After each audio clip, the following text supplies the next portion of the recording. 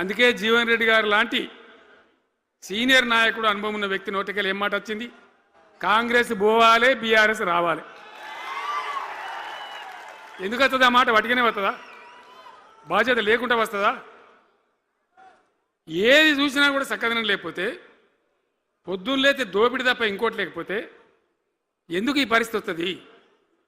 రాష్ట్ర ఆర్థిక పరిస్థితి నాశనం, ఉద్యోగస్తులు ఆగం, రిటైర్డ్ ఉద్యోగస్తులు ఆగం, విద్యార్థుల జీవితాలు ఆగం, ఆటో కార్మికుల జీవితాలు ఆగం. ఎవరు చక్కగా ఉన్నాడు? సంతృప్తిగా ఎవరున్నారు? ఏం జరుగుతూ ఉంది?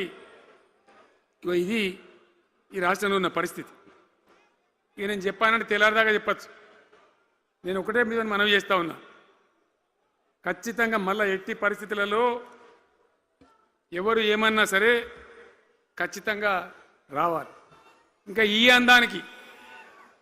అందానికి ఒకటి బోడముండ హైడ్రాని తెచ్చిపెట్టింది. దానికి ఆ హైడ్రాకు ఆ పిసిసి ప్రెసిడెంట్ అని ఉంటాడు ఆయన, కాంగ్రెస్ కమిటీ అధ్యక్షుడు, ఆయన నిజామాబాద్లో పోయి చెప్తుండు, హైదరాబాద్లో హైడ్రా, నిజామాబాద్ కూడా తెత్తాం బిడ్డ, నిజామాబాద్లో నిడ్రా, రేపు జగిత్యాలలో కూడా జిడ్రా అంటాడు. ఇక అది ఏం కావాలి? మొత్తం పేదల కొంపలని కూల్చుడేనా? కేసీఆర్ రాజ్యానికి వచ్చినప్పుడు 3.5 లక్షల మందికి పేదలు ఎక్కడ ఉన్నారో అక్కడనే పట్టాలు ఇచ్చినాం. వాళ్ళని ఆగం చేయకుండా పాపం గరీబోళ్ళు 3.5 లక్షల కుటుంబాలకు హైదరాబాదు చుట్టుపక్కల వేరే పట్టణాల్లో కూడా పట్టాలు ఇచ్చిన వాళ్ళని బతకనిచ్చిన. ఇలా ఏం కూలగొట్టుడు? అది పుస్తకాలు కూడా తీసుకుని పోరాలు చదువుకునేటి అంతే గిరితమా? నేను ఒక్కటే మాట మనం చేస్తా ఉన్నా, గ్యారంటీగా బీఆర్ఎస్ గవర్నమెంట్ వచ్చేది ఖాయం. మొట్టమొదటి రోజులనే ఈ ఐటా అంటోని ఎత్తి అవతల వరేస్తామని చెప్పి నేను మనం చేస్తా ఉన్నా. తీసేయన్నా దాన్ని, ఐటాన్ని తీసేయనన్నా? పక్క మాటనా? మళ్ళా మొదలు పెట్టిరా ఇక జరాగు 5 నిమిషాలు అది అయిపోతుంది. హైడ్రాని పీకేసి మొదటి సంతకంతోనే తీసి చెరువులో వాడేస్తాం దాన్ని. ఇప్పుడు మనం చేయలేం. 46,000 చెరువులు మంచిగా చేసినాం. ఏమన్నా గుడిసె కూడా కొలగొచ్చామా? ఇల్లు కూడా వచ్చామా? ఇదేమి ఇచ్చేంతరం నాకు అర్థం కాదు. మూసి అని దాని ఎంబడి వాడారు, దానికి ఆడ గరీబులు ఉంటారు పాపం. మూసి ఎంబడిన గరీబులను వాళ్ళని ఏమి ఏడిపించడు? పొద్దున్న లేతే వాళ్ళు నిద్రపోకుండా, వాళ్ళ కంటి మీద కొనుక్కు లేకుండా, అది ఎవరు చేసే ప్రాజెక్ట్ అయ్యేది కాదు, పీకేది అవుతుందా? 15,000 ఇల్లు కూడా కొడతారట. ధర్మమేనా అది? ఈ రకంగా ఇప్పుడు పనికి మాలిన హైడ్రా తెచ్చి మూసి అది చెయ్యాలి, మూసి మంచిగా చేయాల్సిందే వద్దనేవాడు అన్నాడు. అన్ని వేల ఇల్లు కూడా కొట్టడం ఎందుకు నాకు అర్థం కాదు. అలా ఏం లేదు, భూములు కబ్జా పెట్టే రియల్ ఎస్టేట్ దందా తప్ప దానిలో ఏం లేదు. మూసి ప్రజల కోసం కాదు, నగర ప్రజల కోసం కాదు, ఈజీగా చేయగలిగిన దాన్ని, మామూలుగా చేయగలిగిన దాన్ని నాశనం బట్టి దాన్ని కథం పడతా ఉన్నా. ఏది చూసినా కూడా ఒక రకమైన దోపిడీ, ఒక రకమైనటువంటి గుండాగిరి, అరాచక వ్యవస్థతో ముందుకోతున్నారు తప్ప ప్రజా సంక్షేమాన్ని కాంక్షించి ఒక్క స్కీమ్ కూడా రాలే. ఇరిగేషన్ ప్రాజెక్టులు అన్ని పండబెట్టింది. ఏం రోగం? ఒకనాడు కాకతీయ కాలువ మీద, మన వరద కాలువ మీద మోటార్లు పెడితే ఏం కోసాది? మా శంకరెడ్డి చెప్తా ఉండే ఇంతకుముందు, 1000 మోటార్లు పెట్టుకుంటే వచ్చి కోసుకపోదురు, లారీలకు మోటార్లు ఎత్తుకపోదురు. ఇదే వరద కాలువ మీద కేసీఆర్ నన్ను రోజులు ఎవడన్నా మాట్లాడిందా? మాట్లాడలే. చివరికి ఏం చేసింది మీరు మంచిగా వినాలి.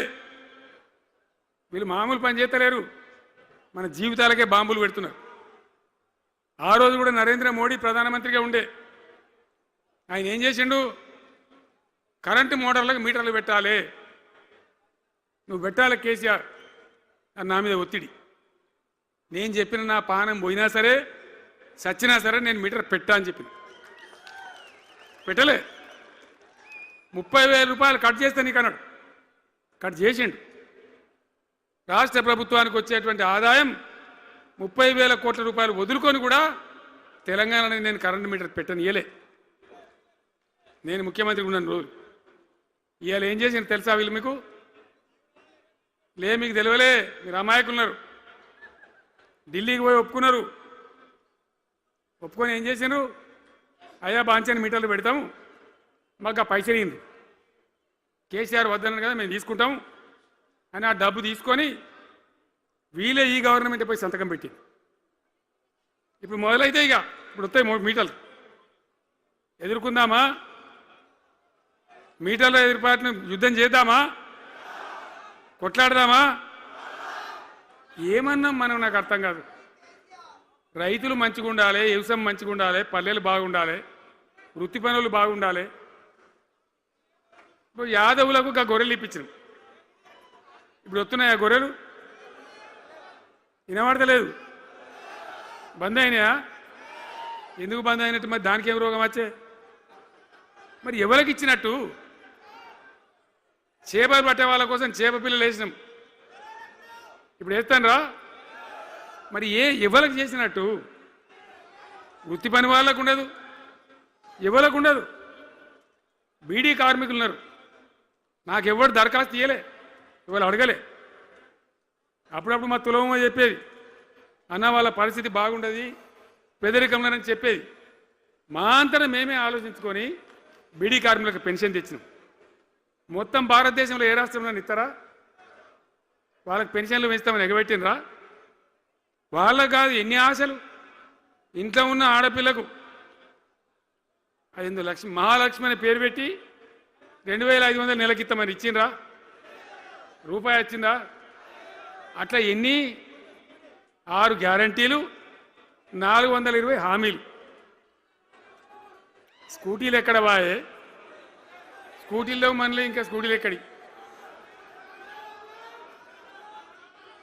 ఏమన్నా నచ్చినాయా? మరి నేను ఏమంటున్నా అంటే దయచేసి మీరు ఆలోచన చేయాల్సింది, ఇలా ఈ సభలో మాట్లాడుతున్నా మీరు వింటున్నాను కాదు, యావత్ తెలంగాణ వింటున్నది. తెలంగాణ ప్రజలందరికీ కూడా నేను కోరుతాను, నేను చెప్పిన నిజమా అబద్ధమా? ఏం జరుగుతూ ఉంది తెలంగాణలో? ఈ సందర్భంలో ఖచ్చితంగా ప్రజల మంచిని కోరే ప్రతి వాళ్ళు ఒకటి కావాల్సిందే, మళ్ళా తెలంగాణ పునర్నిర్మాణ యజ్ఞం మళ్ళా ప్రారంభం కావాల్సిందే. దాన్ని ఎవడు ఆపలేడు. జర గాచారం బాలేకపోతే దెబ్బతింటాం, అంత మాత్రం చేత ఆగిపోతామా? ఊకుందామా? పోరాటం చేయాల్సిందే, వీళ్ళని నిలదీయాల్సిందే. ఖచ్చితంగా తెలంగాణ పునర్నిర్మాణ ప్రక్రియ, ఆ యజ్ఞం మళ్ళా ప్రారంభం కావాల్సిందే. తెలంగాణ ప్రజలు గెలిచి నిలవాల్సింది. మొత్తం ప్రాజెక్టు పండబెట్టినండి. పాలమూరు ఎత్తిపోతల పథకం 90% పూర్తి చేసినాం. కొద్దిపాటి డబ్బుతో అయిపోతుంది. వలసల జిల్లా, కరువు జిల్లా వాళ్ళని నాశనం పట్టిండ్రు. అన్ని అబద్ధాలు. ఒక్కటి కూడా ఒక క్రియాన్వితమైనటువంటి ప్రజలకు పనికొచ్చేటువంటి ఏ రకమైన నిర్మాణాత్మక పని లేకపోగా కూల్చివేతలు, కాల్చివేతలు,